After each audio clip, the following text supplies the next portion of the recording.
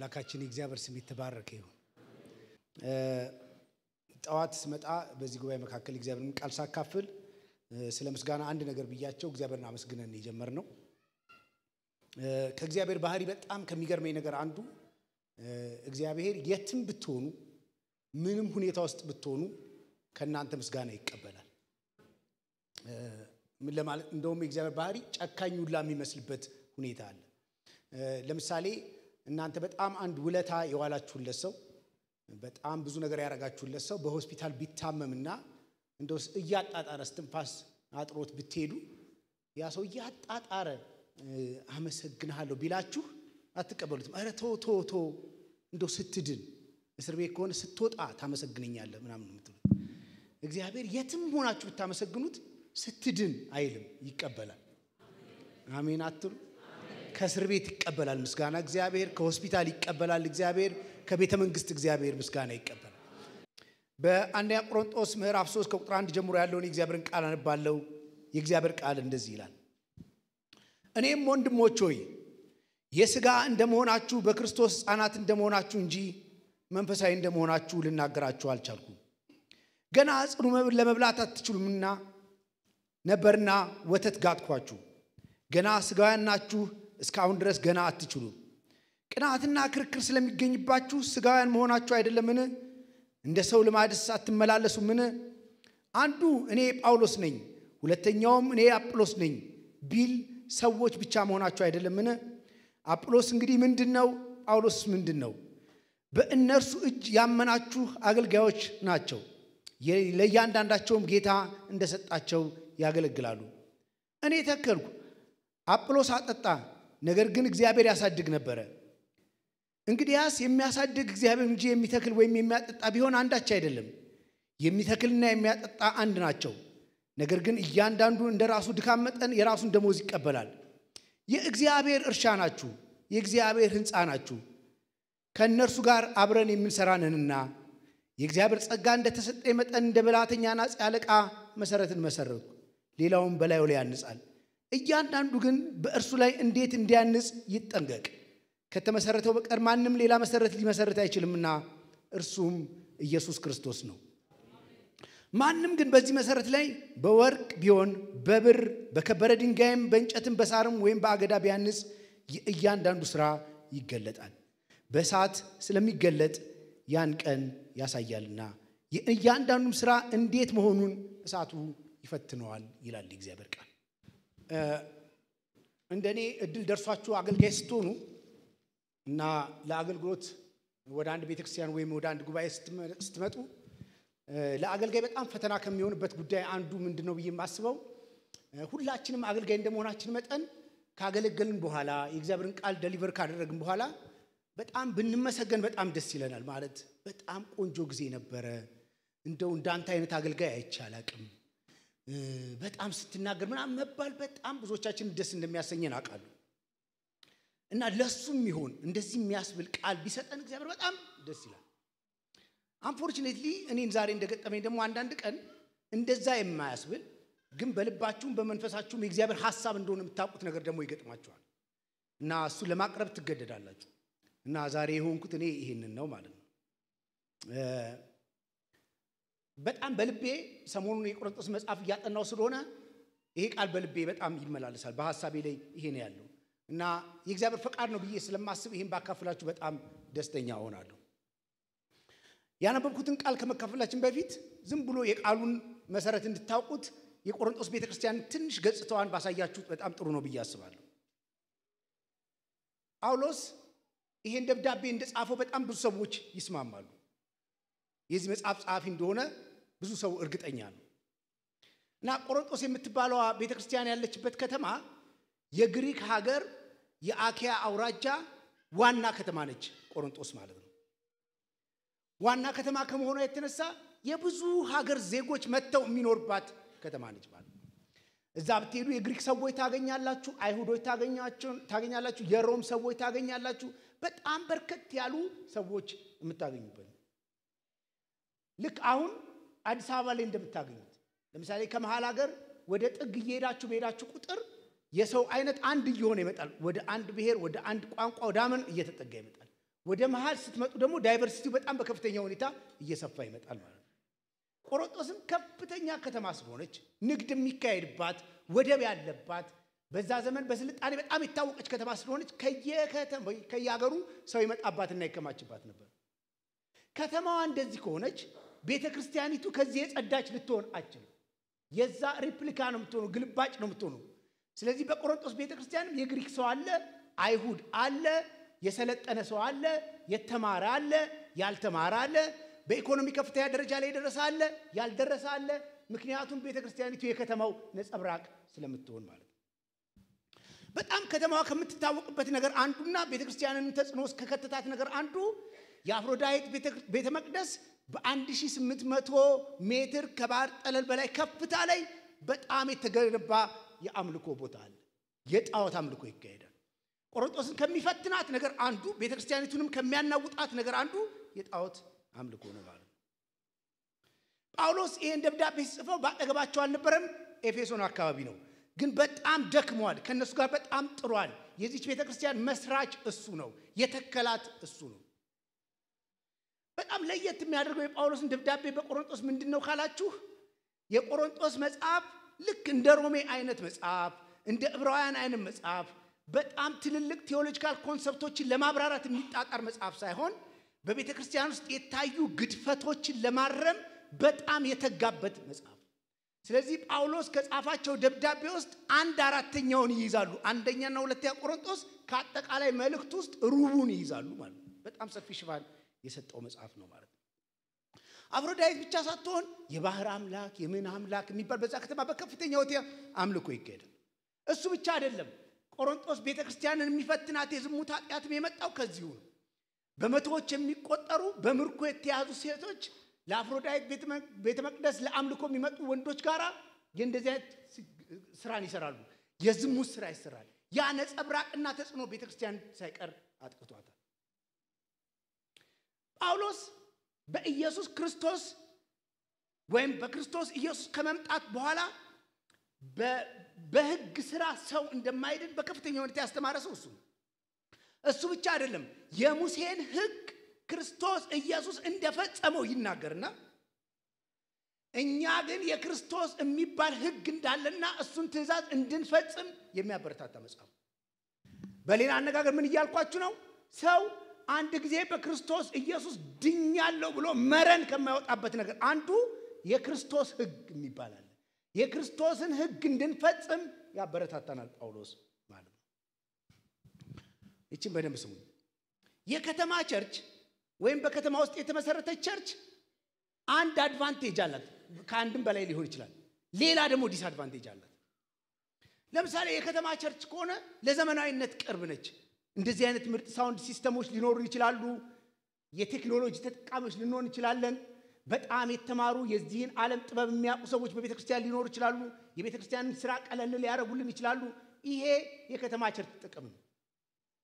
የከተማ ቸርች ጉዳቱ ምንድነው ካላችሁ በጣም በትልቅ ከተማ ውስጥ የምትቀመጥ ቸርች ለዓለምና ለዓለማዊነት ደግሞ በጣም ቅርብ ነች። በሯ በጣም ክፍት ነው።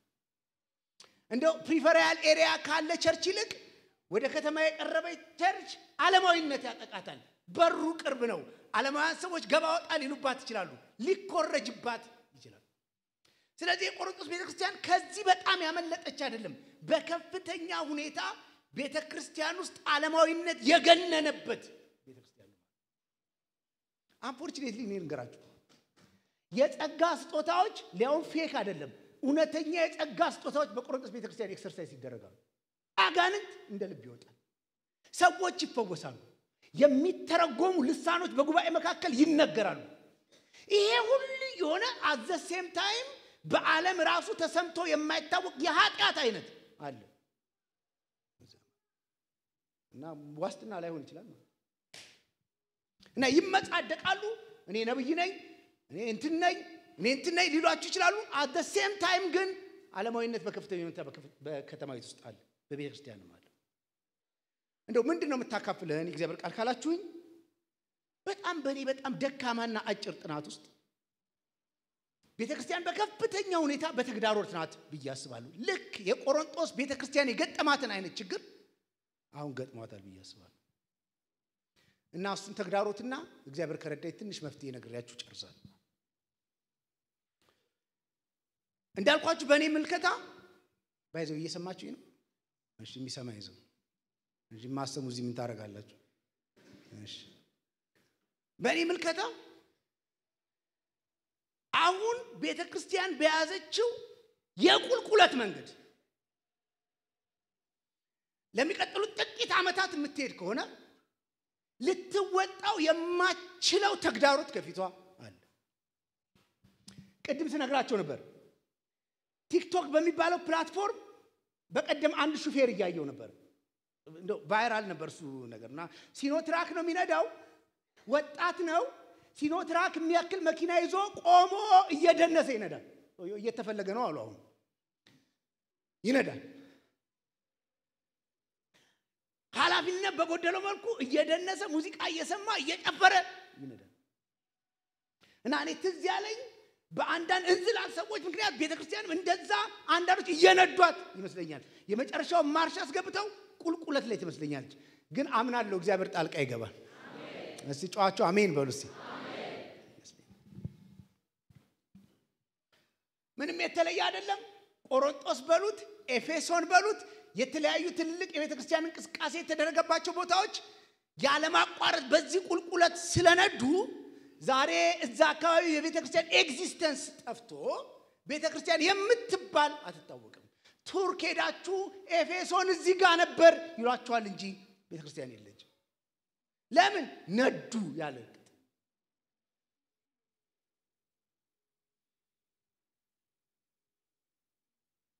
ሐዋርያው ጳውሎስ ሊያደርግ የመከረው በቆሮንቶስ መጽሐፍ ቤተክርስቲያኒቱን እንዲበጠበጧትና ለዚህ ሁሉ ችግር ያዳረጓት ሁለት ምክንያቶች ናቸው ብሎ ያስባል። ሌሎቹ ጠቅላላ የነዚህ ሁለት ምክንያቶች ፍሬ ናቸው ብሎ ያስባል። እንደዚህ ብሎ ይጀምራል። እኔም ወንድሞች ሆይ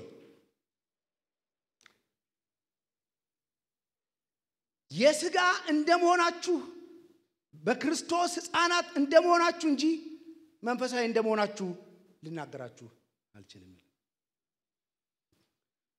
የአማርኛውና የእንግሊዘኛው መጽሐፍ ቅዱስ ሰውን ዝም ብሎ ለሁለት እንደዚህ ከፍለዋል እንጂ ይሄ መጽሐፍ አዲስ ኪዳን የተጻፈበት የግሪክ ቃል ወይም ትርጉም ሰውን በጣም ለብዙ ነው እዚህ ጋር የሚከፍለው። በቆሮንቶስ መጽሐፍ መሰረት የመጀመሪያው ሰውን ለሁለት ይከፍለዋል፣ የዳነና ያልዳነ ብሎ ይከፍለዋል። ከዛ ይመጣና ቤተክርስቲያን ውስጥ ሰው ከዳነ በኋላ ለሁለት ይከፈላል፣ ስጋዊና መንፈሳዊ ተብሎ ይከፈላል። ራሱ ይሄ የዳነ ሰው መጥቶ ስጋዊ መሆን ብቻ አይደለም ተጨምሮበት በላዩ ላይ ሕፃንም ሊሆን ይችላል ማለት ነው። ስለዚህ የቆሮንቶስ ቤተክርስቲያን መሰረታዊ ችግሮች ሁለት ናቸው። ምንድናቸው ካላችሁ ስጋዊነትና ሕፃንነት። በደንብ ስሙ። በጣም ብዙ ሰው ጌታ ኢየሱስ ክርስቶስን ከተቀበለ በኋላ ፈጣን ለውጥ ያመጣ ይመስላል ቤተክርስቲያን ውስጥ እና በጣም ብዙዎቻችን በተለቀቀው በእግዚአብሔር ጸጋ እውነተኛ የሆነ መንፈሳዊ ለውጥ አምጥተን ሳይሆን አንድ ቴክኒክ ተምረን ነው ክፉ ባህሪያችንን በጣም ኦፕረስ አድርገን እንደዚህ እፍና አድርገን ይዘነው ነው እንጂ በጣም ብዙዎቻችን ገና መቀየር ይቀረናል።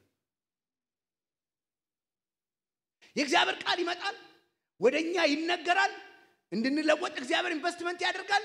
እኛ ግን እያዳበርን የመጣነው ባህሪ ምንድነው ካላችሁ እንዴት ሰው ሳይነቃብን ኃጢአት መስራት እንደምንችል የሚያሳስበን ያንን ጉዳይ ስንፈጽመውና ስናደርገው ሰው አላየን እንጂ ወሳኙ ጉዳይ እኔ በእግዚአብሔር ፊት ይሄን ማድረግ ይገባኛል አይገባኝም አይደለም። እኔ ሰፈር ያለ ልጅ አንድ ነበር ደረጀ የሚባል ነበር እና በአንድ ኮርኮንች በሆነ መንገድ በጣም በርቀት ፊት ነው ኋላ እንሄዳለን እና መንገዱ አይመችም። ደረጃ አደናቀፈውና ወደቀ። በደረቱ እንደዚህ ተኛ። ከተኛ በኋላ የሱ ተግባር ምንድነው ታውቃላችሁ? በደረቱ ተኝቶ ስንሰው አየኝ። እኔ ደግሞ እሱን ስለፈራ ከሩቅ አይቻለሁ አልኩት። በቃ አይቻለሁ። የሰማችሁ አላሳሰበውም። ምኔን መታኝ፣ ምኔ ተጎዳ፣ አዋራ ነካኝ ወይ ላውራክፎ አይደለም። ስንት ሰው አየኝ፣ አዋራ ይደረስበታል። እና በጣም ቴክኒካል መሆናችንን ታውቁት። አንዳንዶቻችን አንዳንድ ቀን ከባባድ ስድብ ያመልጠናል። ፍትልክ ይላል። ለምን? ኦፕረስ ተደርጎ ነው፣ ተይዞ እስከዛ ለክፉ ቀን ተቀምጦ ፍትልክ ይላል። ምን ነው ሲባል አምልጦ ይላል። ብራዘር አምልጦ አይደለም፣ ተይዞ ነው። በባንክ የነበረ ዲፖዚት ነው። ለኛ ዋናው ሰው አለማወቁ ነው። እና ትክክለኛ ለውጥ ቤተክርስቲያን ያልመጣበት መሰረታዊ ምክንያት ቤተክርስቲያን ምን እንደምትፈልግ ይታወቃል። የእግዚአብሔር ቃል ምን እንደሚያስተምር ያስታውቃል። ኦኬ እንደዚህ ነው የሚፈልጉት፣ አዎ እንደዚህ አክት አደርግላቸዋለሁ። ዛሬ እግዚአብሔር እንለምናለን፣ የእግዚአብሔር ቃል ይንካል። በደንብ ጩሁና አሜን በሉ። እውነተኛ ለውጥን በላያችን ላይ ያካሄድብን።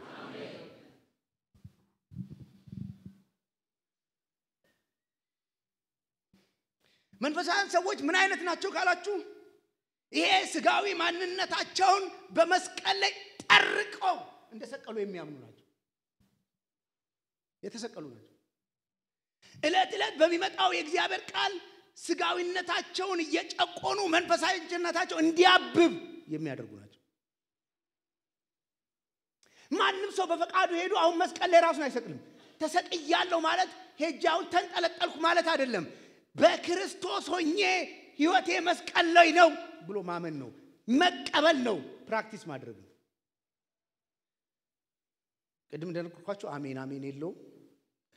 ይረዳናል እግዚአብሔር። የሚሰማኝ ሰው ብቻ እሺ፣ እጃችሁን አሳይ። የሚሰማኝ ሰው እሺ። ቅድም ስነግራቸው ነበር ጳውሎስ ይሄን ለመንፈሳዊ ለውጥ አጣው እንዴት ነው ሲባል እኔ ከክርስቶስ ጋር ምን አድርጋለሁ? ተሰቅያለሁ ይላል ገላትያ መጽሐፍ ምዕራፍ 2 ቁጥር 20 ላይ። አሁን እኔ የምኖረው ኑሮ የኔ አይደለም እና የማን ነው? ክርስቶስ በእኔ ሆኖ ይኖራል። ምን ጳውሎስ የለም እንዴ በህይወት እንጀራ አይበላም እንዴ? አብሯቸው አይመላለስም እንዴ? አይ ምንድነው ያደረከው? ስጋዊ ፍላጎቴን ሰቅየዋለሁ። እና አንድ ጊዜ የነገርኳችሁ ምሳሌ ነበር ማለት ይመስለኛል፣ እዚህ ያወራው ይመስለኛል። አንድ ጊዜ እኔ እዚህ ጀሞ የሚባል ስፍራ አካባቢ ነበር ምኖር እና በርካታ አገልጋዮች አብረው ይኖሩ ነበር፣ ጓደኝነት ምን ተተዋወቅ ማለት ነው። እና ጧት እንነሳና 4 ሰዓት 5 ሰዓት እንገናኛለን። ቡና ምን ጠጣበት ቦታ አለ። እየጠጣን የሚገርማችሁ በጣም ብዙ የእግዚአብሔር ቃል ዲስከስ ይደረጋል እዛ ቦታ እንደ ልማድ ተደርጎ። እንደውም አሪዮስፋጎስ እንለዋለን ያንን ጉባኤ ማለት እና ዲቤት እናደርጋለን። እና የተለያዩ አመለካከት ያላቸው አገልጋዮች ወደኛ ይመጣሉ። በተለያየ የትምህርት አይነት ያሉ ሰዎች ይመጣሉ። እና እንከራከራለን፣ እናወራለን፣ እንማማራለን፣ እንለያያለን። አንፎርቹኔትሊ አንድ ቀን የማይሆን ልጅ መጣ። ምን ካላችሁ ምንም ሰው አያከብርም ሲያወራ ማለት ዲስከስ ያለ። እና የመጀመሪያ የሚያደርጋችሁ ነገር ምንድነው? እንዳትከራከሩት ራሱ ያዋርዳችኋል፣ ዝቅ ያደርጋችኋል። ተዋወቁ ፓስተር እንትናስ የምን ፓስተር ይላችሁ። ከዛ ለካ ጓደኞቼ እንደዚህ ተሰብስበው ከሱ ጋር ዲስከስ አደረጉ፣ አወሩ ምናምና ከብዷቸዋል። ከሱ ጋር መቀጠል ስለከበዳቸው ብድግ እያሉ ሄዳሉ። እና እነሱ እየሄዱ እያሉ እኔ መጣሁ። በል ከሱ ጋር ደግሞ አውራ አሉ። እኔም ደህና ሰው መሰለኝ ቁጭ ማውራት ስንጀምር ገና ተፈታተነ። ይበቃል አልቻልኩም። እኔ እልም ያልኩ ስጋዊ ሆንኩኝ፣ ተገለጥኩ። በል እኔ ከእንዳንተ አይነቱ ጋር አላወራም። በቃ ክብሬ ተነካ፣ ራሴን መቋቋም አቃተኝ። ዝም በል ምናምን አልኩት። ከዛ ሲያቅተኝ ትቼው ተነስቼ ሲሄድ ልጁ አንድ ቃል ብቻ ተናገረ። ብራዘር አለ። አቤት። በጫማ ሚስማር ነው እንዴ ተሰቀልሽው አለኝ። ልጁ እያለ ያለው ምንድነው? ጫማ ሚስማር በጣም ትንሽ ነች፣ ትንሽ ነው የምታያይዝ ከመስቀል ጋር። ከዛስ ጣጣ አርገህ ትወርዳለህ፣ የሥጋ ፈቃድን ታረጋለህ፣ ማታ ጣጣ።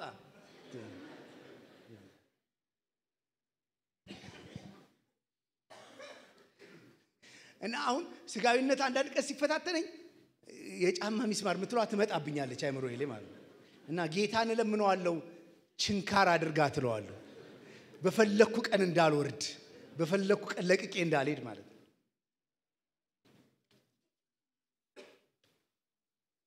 ቅዱሳን የቆሮንቶስ ቤተክርስቲያንን አዘሴም ታይም አሁን ያለንባት ቤተክርስቲያን የሚፈታተነው ስጋዊነት ነው። እንዳይመስላችሁ ስጋዊ ሰው ማለት ያልዳነ ማለት አይደለም፣ የዳነ ነው። ግን የስጋ ማንነቱና አዳማዊ ባህሪውን መላቀቅ ያልፈለገና የማይላቀቅ ቤተክርስቲያን ውስጥ ካርናል ሆኖ የሚቀጥል የስጋ ፈቃዱን ለማድረግ ምንም ነገር የሚጠቀም እላለሁ። እኔ ስጋውያን ሰዎች ጨካኞች ናቸው። እንኳን ከሌላ ቦታ ይቅርና ከቤተክርስቲያን ስብሰባ መካከል ስጋዊ ጥቅም ይፈልጋሉ። ስልጣን አለ ሮብ እንድትመጣ ስትለው አበላለ ወይ ብሎ ይጠይቃል። ለመንፈስ እሺ ለስጋስ ምን አገኛለሁ? ምሳ አለ ወይ አዘጋጅታችኋል? የለም ስትለው አልመጣም ይላል። ስጋውያን በየቀን ተግባራቸው ውስጥ ቤተክርስቲያን ውስጥ ነው ማለት የስጋ ትርፍ ነው የሚፈልጉት። they don't care ስለ ትልቅ ሰው ስለ ትንሽ ሰው ጉዳያቸው አይደለም። በእነሱ መንፈሳዊ ህይወት ስለ ደከመ ስላልደከመ ሰው ጉዳያቸው አይደለም። ያደጉ የመሰላቸው ቀን ኤክሰርሳይዝ ያደርጉታል ስጋዊነታቸው።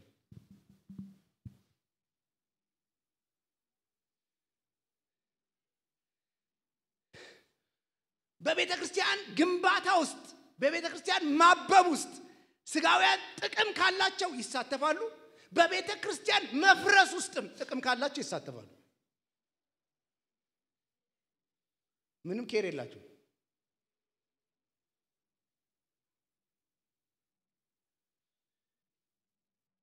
እየሰማችሁ ነው? ሰው ማዋረድ አይከብዳቸውም። ስጋውያን እንኳን ለእህት ለወንድሞቻቸው አብረዋቸው ለሚያመልኩ ይቅርና ለልጆቻቸው ላይ ያራሩ ይችላል።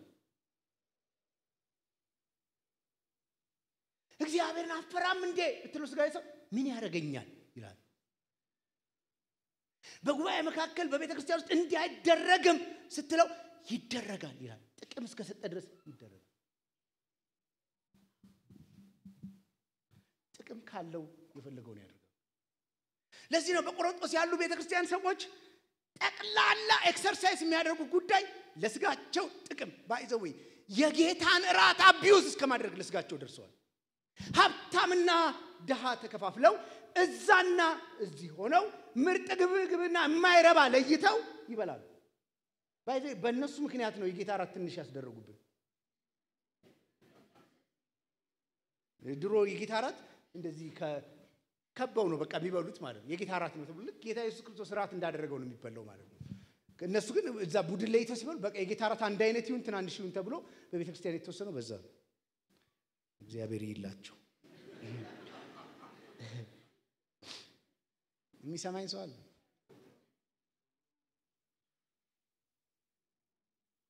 ቅዱሳን ለማህበራዊ ግንኙነት ለጓደኝነት ራሱ ስጋዊ ሰው በጣም ከባድ አስቸጋሪ። ቤተክርስቲያን ውስጥ አንድ ሁለት አይደለም በገፍ ነው ያለው። 3 4 ብላችሁ የምትቆጥሯቸው አይደለም። ምናገለግል ልንሆን ይችላለን። እንደዚህ መተን ምንካፈል በጣም በጣም ስጋውያን በሪሌሽንሺፕ ውስጥ ጥቅም እስካልተገኘ ድረስ they don't care። ቅድም ስነግራችሁ ነበር አንድ ወዳጅ አለኝ እና ታዋቂ ሰው ነው።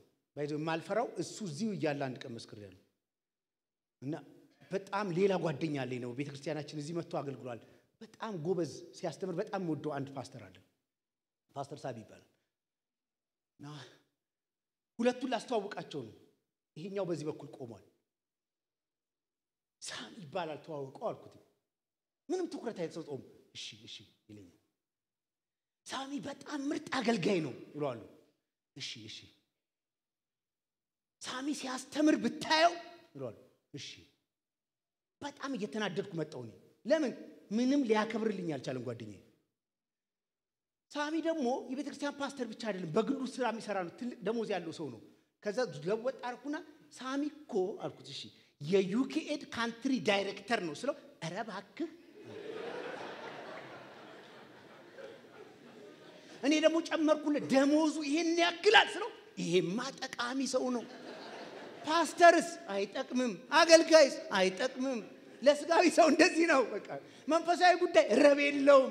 ይጸልያል ብትለው ጉዳዩ አይደለም። እግዚአብሔርን ይፈራል ጉዳዩ አይደለም። እግዚአብሔርን በቅድስና ያገለግላል ጉዳዩ አይደለም። ስንት አለው እንደፈለገ ይኑር ስንት አለው።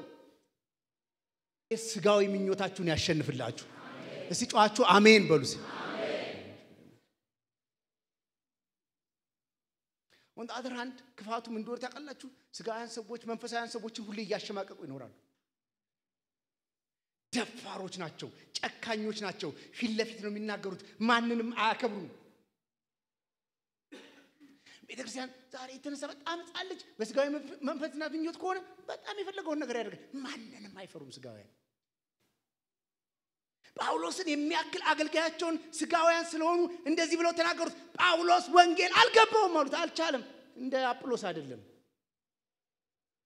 አሁን እኔ ብትሉኝ እኔ ራሴ እኮ ስጋዊነት ያጠቃኝ አሁን አችልም ብትሉኝ እኔ ደግሜ ያገለግላለሁ እቆማለሁ። አይ እችላለሁ እግዚአብሔር እርቶ ያጸጋ አልልም። ካልተቀበሉኝ ዞር እላለሁ። ይሄ ሰው ግን አሁንም እንደዛ ያሉት መንፈሳዊ ሰው ስለሆነ አብሯቸው ይቀጥላል።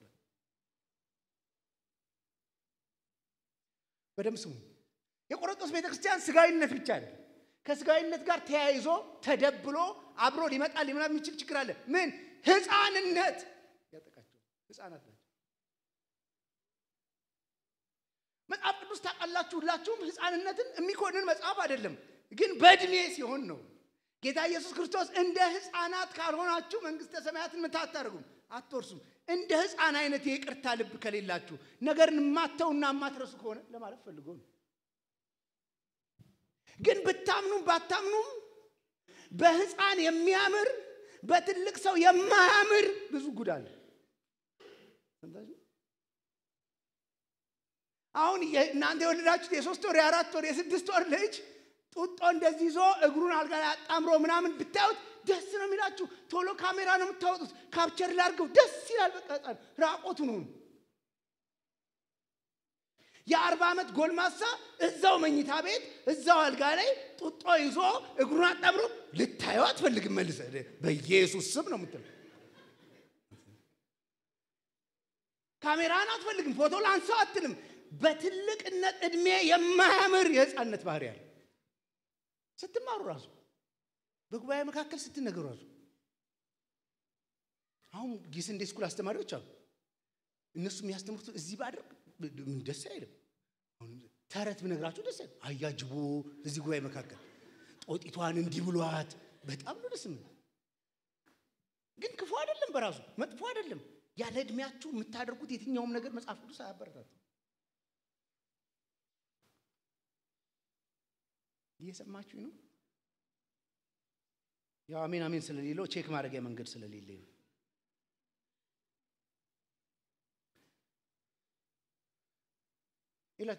አንዱ ህፃን እኮ የሚያስታውቅበት መንገድ አላቅም አይልም ህፃናት እና በምድር ላይ እኔ ሁሌ እናገራለሁ። የጓደኛ አባት ነው የሚሉት ኢግኖራንስን የሚያክል ፓወር የለም፣ መሀይምነት ገደብ የለሽ ኃይል ነው ይላሉ። በምድር ላይ እንደ አላዋቂ ደፋር የለም። እና ህፃናት እሳት እስከሚያቃጥሉ ድረስ በእሳት መካከል ሊያልፍ ይችላል። ደፋር ነው። አለማወቁ ነው እንደዛ የሚያስደፍረው። አላቅም ይላል። ሌላ ህፃን ባህሪ ልንገራችሁ። ህፃናት ጠንካራ ምግብ አይወዱም። ህፃናት የምታሳድጉ እናቶች ታውቃላችሁ፣ የህፃናት ምግብ ከሆነ ማድቀቅ፣ መደቆስ፣ ማላም፣ መፍጨት ግድም።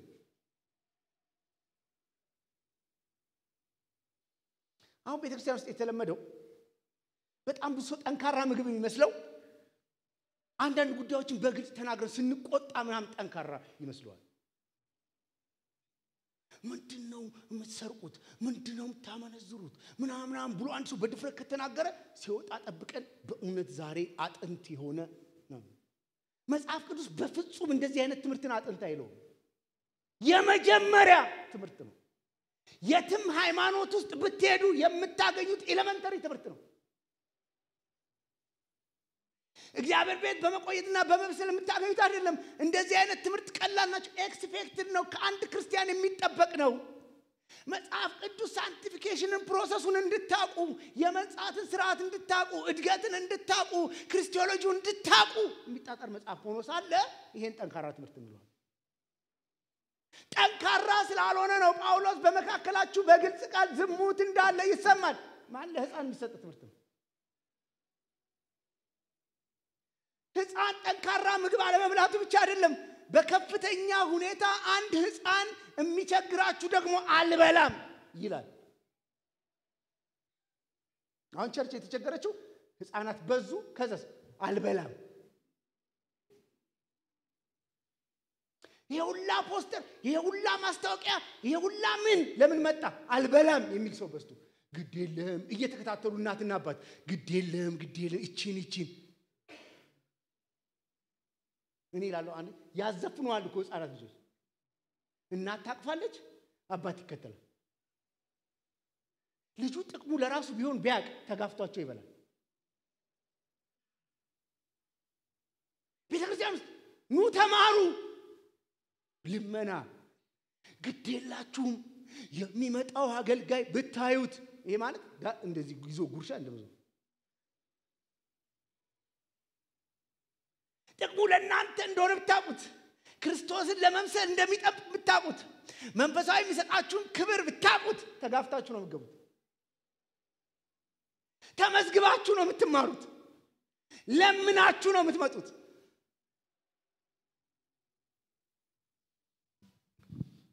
እግዚአብሔር አፒታይታችንን ይክፈትል። እስቲ አሜን በሉ። እኔ whoever ማንም ሰው ይሁን የእግዚአብሔርን ቃል የመስማት አፒታይት ካጣችሁ እኔ ልንገራችሁ ታማችኋል፣ አደጋ ውስጥ ናችሁ።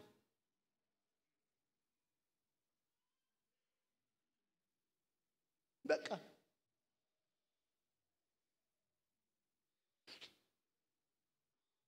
ሌላው የምግቡን ጥቅም አለማወቅ ነው። ሐዋርያው ጳውሎስ እንደዚህ ይላል ባይዘው ከእንግሊዘኛውም ከግሪኩም በላይ ደግሞ የአማርኛው በጣም ደስ ይላል። ወተት ነው ማጠጣችሁ አለ እምቢ ስላላችሁ ጋትኳችሁ። አሁን ያለ አይመስለኝም መጋት ድሮ መጋት አለ እናቶች ልጆች ሲያሳድጉ እምቢ ይሏቸዋል አፋቸው እንደዚህ ያላቀው ይከቱባቸዋል። ናው ጤናማ ትምህርት ለመብላት በጣም አፕታይት ስለሌለ የመጋት መጋቱስ ቁጣ አለ። አንዳንድ ቀን እምቢ ትላላችሁ እንቆጣለን ድንዛዜ መንፈስ ይሄ ማለት እንዲህ ያዙ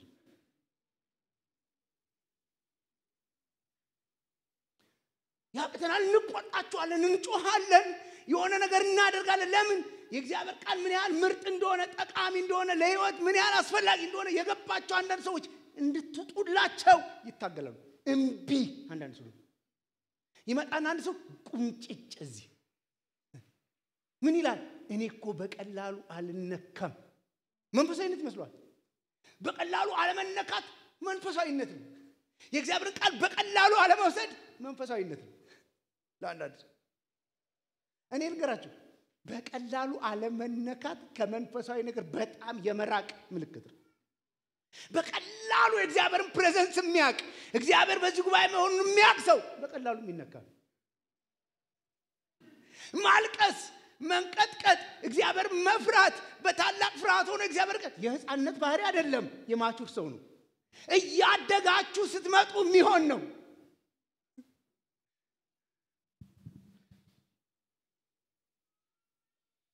እና እኔ ምን አደረኩ ይላል ጳውሎስ ጋትኳችሁ እንደዚህ አድርጌ ጋትኳችሁ። ወተት እንኳን የጠጣችሁልኝ በመጋት አሁን ወደ ውጤቱ እየመጣ ነው። ህፃናት ስለሆናችሁ ከእንደገና ደግሞ ስጋውያን ስለሆናችሁ በመካከላችሁ ውጤቱ ምን አመጣ ካላችሁ ጠብና ክርክር ደግሞ ወዴት መራችሁ?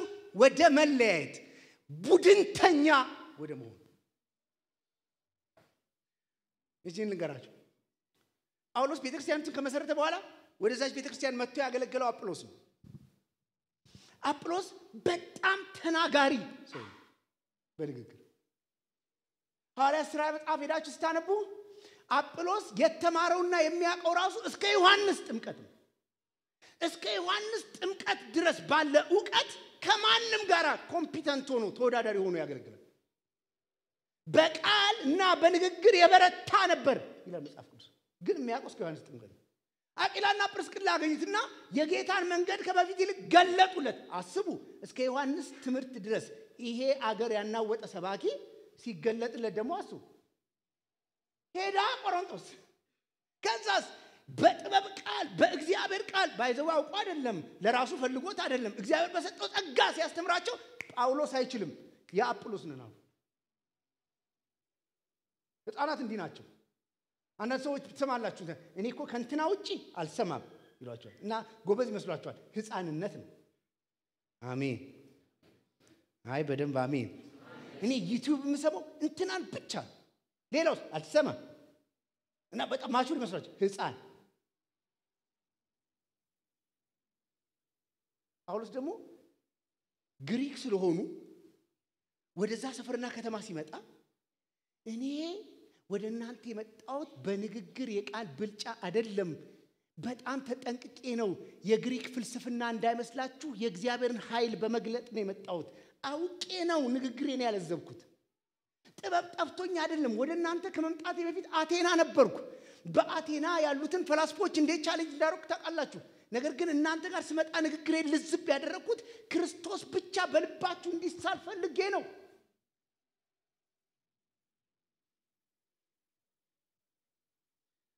አችልም እኛ አጵሎስ ነን እንግዲህ አራት ቦታ ላይ ተከፈሉት የክርስቶስም የኬፋም አለ አሁን ግን ምዕራፍ 3 ላይ አምጥቶ የሁለቱም ብቻ ነው የሚናገረው ይሄን መከፋፈል በጣም ከባድ የሚያደርገው ምንድነው ካላችሁ ከጀርባው ትልልቅ ፊገሮች አሉ እኔ የጳውሎስ ነኝ ጳውሎስን ከጀርባ አድርገውታል እኔ የአጵሎስ ነኝ አጵሎስ አለ ኬፋ አለ የክርስቶስ ነኝ የሚልን ቡድን አለ እሱ ሌላ ቀን ነግራችኋለሁ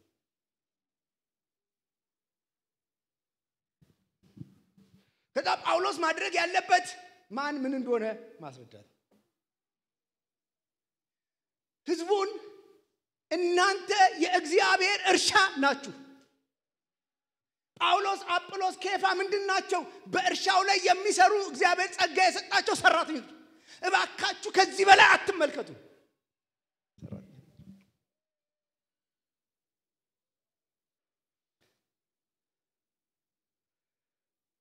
ነው እዴስ ልንገራችሁ በጣም ቤተክርስቲያን ውስጥ የሚያበስሉ ጠንካራ ትምህርቶች ምናምን የማይፈልግ ሰው በዛብንና አንዳንዱ በጣም ማርኬቱን የሚያውቁ ሰዎች መጡ ነው ገብታቸው በጣም ፋስት አፕሊኬሽን ያላቸው ትምህርቶችን አም ሶሪ ቲስ የቱናይት ስብከቶች ዛሬ ማታ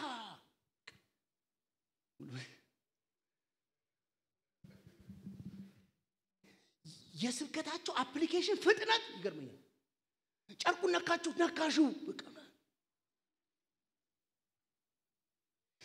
ፍላጎታችንን ያወቁ የተረዱ ሰዎች ሰሜን ያንተ ነው ደቡብ ያንተ ነው ምስራቅ ያንተ ነው እኔ ደግሞ ሰውዬ ሁሉንም ነው አሜን ምዕራብም ያንተ ነው ሰሜን ምስራቅ ካለራው ሰሜን ምስራቅም ያንተ ነው እሺ አረ ሰሜን እንደዚያ መጽሐፍ ቅዱስ እኮ ሰሜን ያንተ ነው አው ደቡብ ለወንድሜ ነው እንዴ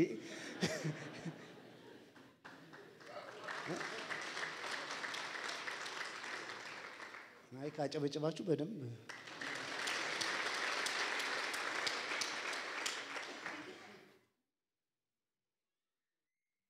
እና ስኳር የበዛባቸው ምግቦች በጣም የሚጣፍጡ ህፃናት የሚወዷቸው ቸርች ውስጥ ተለቀቁ እኔ I was studying ዝም ብዬ ያጠናው ነበር the next years ደግሞ ቤተክርስቲያን የሚፈትናት ስብከት ምን አይነት ነው ካላችሁ ኢሞሽን ቤዝድ ይሆኑ ስሜቶቻችሁን አጥንተው የሚሰበኩ ማን እንደተወይተው ሻል አሜን ምንም ለውጥ የለም ቅዱሳን መጽሐፍ ቅዱስን A to Z ብታነቡት የማንንም ኢሞሽን እየተከታተለ አያክም ሪሊፍ አይደለም የሚሰጠው የምትቆውበትን መሰረት እለት ያበረታ ነው ይመጣው ሰው ክርስቶስን ወደ መምሰል ማድግ ከሆነ መጽሐፍ ቅዱስ በግልጽ ስጋዊ ይለዋል ህፃን ይለዋል ማርኬት ኦሪየንትድ የሆኑት ሰዎች በጣም ብዙ ይቀበላቸዋል ሰው መጥቶ ክርስቶስን ምሰል እንዲባል አይፈልግም መንፈሳዊነትን አሳድግ እንዲባል አይፈልግም አሁን ባለበት ሁኔታ እንትንን ጥራው ይመጣል ባይዘዌ የጠራ ነው ሁሉ ቢመጣ ቦታም የለም አሜን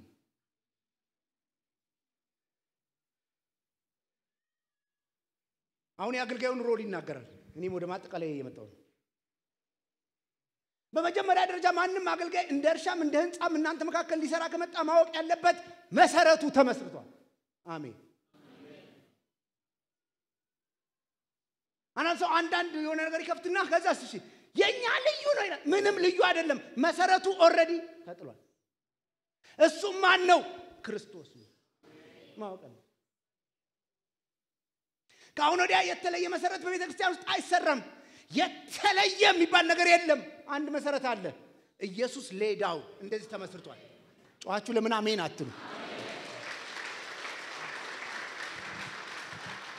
እንደ ሰራተኛ በቤተ ክርስቲያን ውስጥ ስትጋጠሙ ማወቅ ያለባችሁ የሰውን ስራ ያፈረሳችሁ አዳዲስ መሰረት ለመስራት አትቆጠሩ ተመስርቷል ማ ክርስቶስ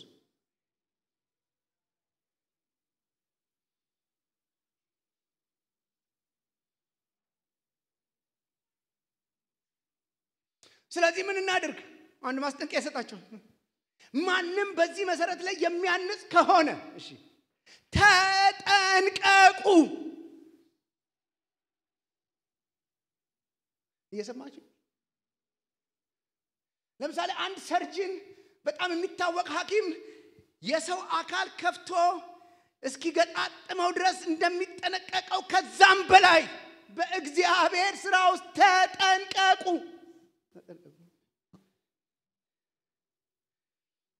እኛ እንደዚህ ምናገለግላችሁ ሰዎች እርስ በርስም የምትገለገሉ እግዚአብሔር አንድ ሰውም ሁለት ሰውም ሰጥቷችሁ የምታገለግሉ ሰዎች በጣም ኢሞሽን ቤዝድ ነን ስሜታችን አንዳንድ ቀን ያይላል ከእግዚአብሔር ፈቃድ ውጪ በጣም ብዙ ነገሮችን እንነግራችኋለን ግን መጽሐፍ ቅዱስ እንደዚህ ይላል ተጠንቀቁ ሰው እየተሰራ ነው ይላል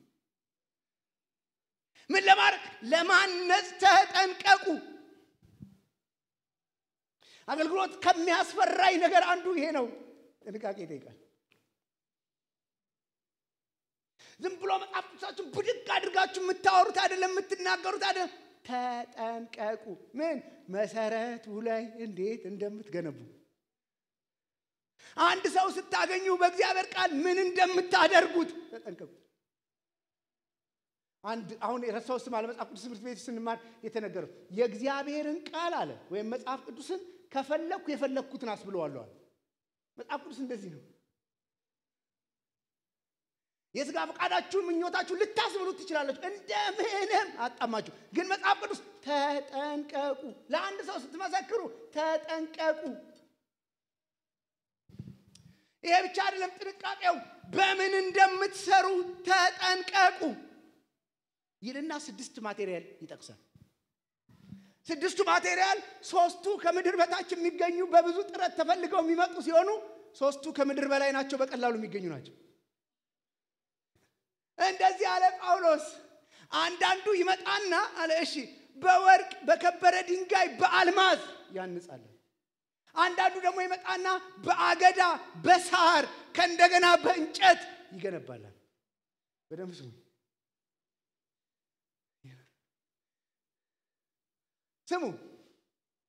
አገዳ ወይም ሳር ወይም እንጨት አምጥቶ ግንባታ ማካሄድ በጣም ቀላል ነው ውጤቱን በከፍተኛ ሁኔታ ነው የሚታየው አንድ አህያ ሙሉ ሳር አምጥተ ዝርግፍ ስታረገው አንተ ብቻ የምትንቀሳቀስ ትመስላለህ የእግዚአብሔር ስራ በላይ ላይ አንተ ብቻ ወደቀ ምናምን ያስመስላል ሳር ቀላል ነው አንዳንድ ሰው በቆሎን ይወስድና አገዳውን ይተውላል አጭደህ ታመጣዋለህ ዙሪያውን ታጥረዋለህ የእግዚአብሔር ስራ ስለማለት ደግሞ አንዳንዶች አሉ የሚያንጹት በወርቅ ነው ወርቅ ማግኘት ከባድ ነው በባህላዊ እንኳን ሲያወጣ አይታችሁ እንደሆነ ቀኑ ሙሉ ለፍተው ይችን የምታክል ወርቅ ያገኛሉ ከዛስ ያመጣዋትና እግዚአብሔር ቤት ላይ ጠብ ያደርጓታል ማንንም አያውቅም ጠብ እንዳደረጓት ሰርተዋል በወርቅ ነው ያደረጓት የከበረ ድንጋይ ፈልገው ስንት ወጥ ነው ያመጣሉ ይገነባሉ ስራው ፈቀቅ አይል ለብዙ ዓመት እንደዚህ ቢለፉ ሰዎች አሉ። ቀብ በወርቅ አይታወቅም። ይመጣል ባላገደው አንዴ በሳር በእንጨት ያሳጣሃል። እየሰራህ አይመስልህም። አገልግሎት ላቁሞ ያስብላል።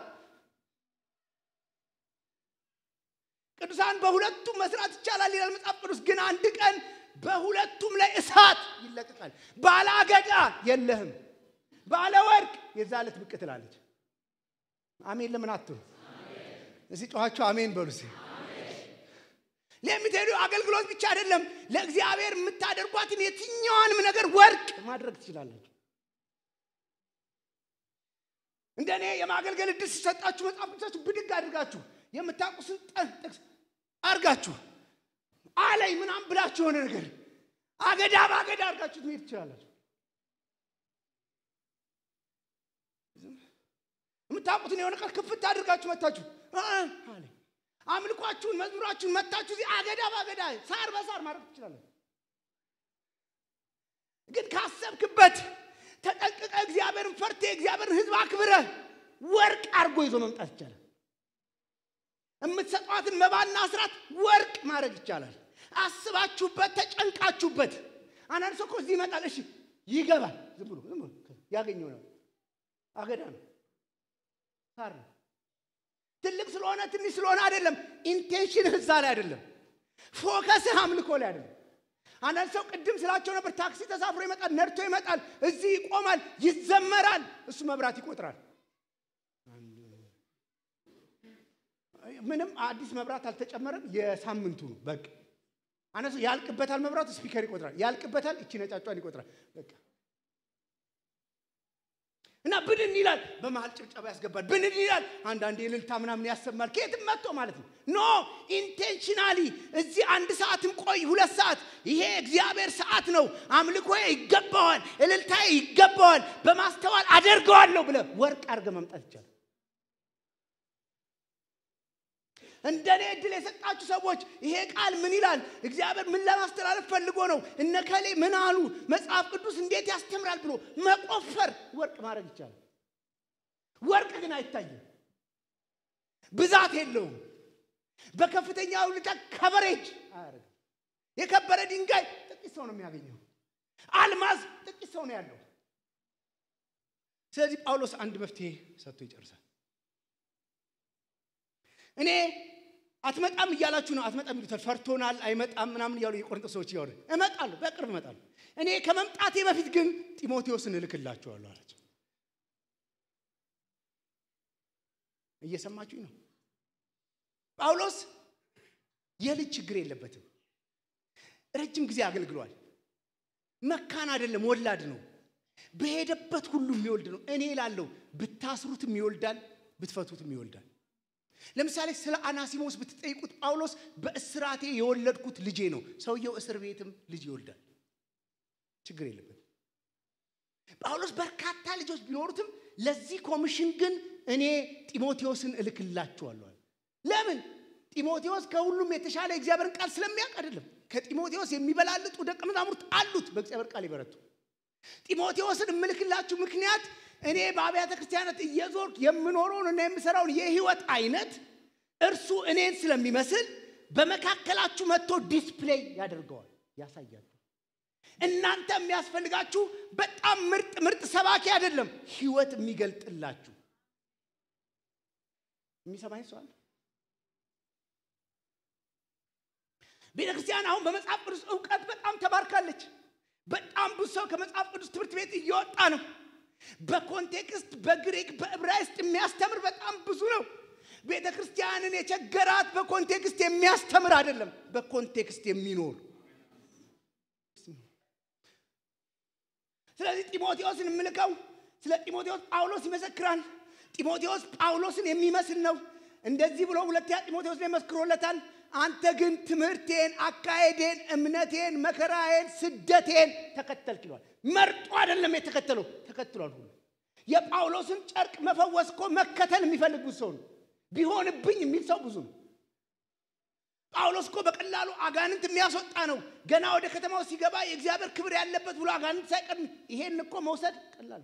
ጢሞቴዎስ እሱን ብቻ አይደለም የወሰደው መከራውንም ችግሩንም ወስዷል እኔን መስሏል አሁን እምልክላችሁ ሰው በተግባር የሚያስተምራችሁ ኖሮ የሚያሳያችሁ ለምትሄዱ ቅድም በጸሎት መንፈስ እንዴ በጣም ከትልቅ ትህትና ጋር ይቅርታ ጋር እምለምናችሁ በትዕቢት መንፈስ እንዳትወስዱብኝ እኔ አሁን በጣም ያያዩ ስመጥ የገባኝ ነገር አገልግሎት ማንንም አያስቆመኝም ምን ይሰንስ የሆነ ነገር መጣ ችግር መጣ ማቆም አይመስለኝም እሱን የሚያውቀው እግዚአብሔር ቢሆን ግን አገልግሎት አቆምበታለሁ ብዬ ከማስበው ነገር አንዱ ይሄ የምሰብከውና የምኖረው በጣም እየተራራቀ ከመጣ ማቆም አይመስለኝም